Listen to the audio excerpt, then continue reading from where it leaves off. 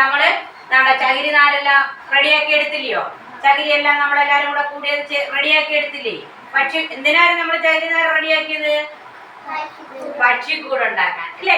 പക്ഷിക്കൂടുണ്ടാക്കി പക്ഷിയെ നമുക്ക് അതിനകത്ത് ഇരുത്താം അല്ലേ?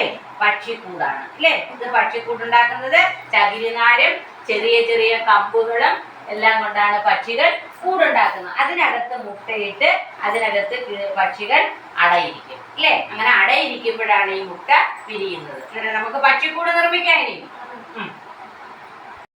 മുട്ട ഉണ്ടാക്കാം. നമ്മള് പക്ഷിക്കൂടുണ്ടാക്കി. ഉണ്ടാക്കാം.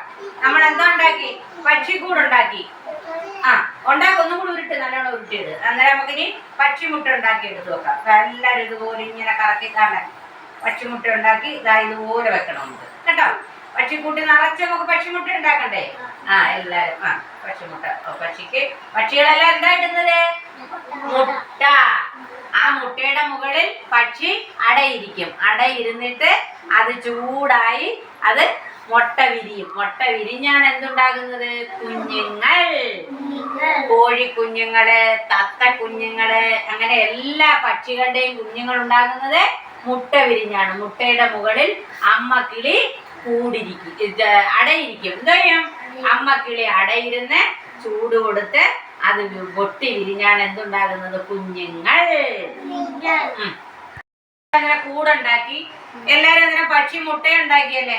ഇനി എല്ലാരും ഈ മുട്ട കൊണ്ടുവന്ന് ഈ കൂട്ടിൽ വെക്കേ. ടീച്ചർ നോക്കട്ടെ. 3 എല്ലാരും നിലയുടെ മുട്ട കണ്ട് പക്ഷി മുട്ടയിട്ട് അല്ലേ? അങ്ങനെ നമുക്ക് ഈ മുട്ടയുടെ മുകളിൽ പക്ഷിയെ അടയിരുത്താം. നോക്കിക്കോ. അന്നേരം ഈ മുട്ടയുടെ മുകളിൽ പക്ഷി അടയിരുന്നെങ്കിൽ മാത്രമേ മുട്ട വിരിയത്തുള്ളൂ. ചൂട് കൊടുക്കണം. ഇതേത് പക്ഷിയാ? പ്രാവ്. കണ്ടോ? ഇതേത് പക്ഷിയാ? പ്രാവ്. അങ്ങനെ നമുക്ക് ഈ പ്രാവ് ആ മുട്ടയുടെ മേളിൽ അടയിരുത്താം. കണ്ടോ? ആ മുട്ടയുടെ മേളിൽ പ്രാവ് അടയിരിക്കുകയാണ്. കണ്ടോ?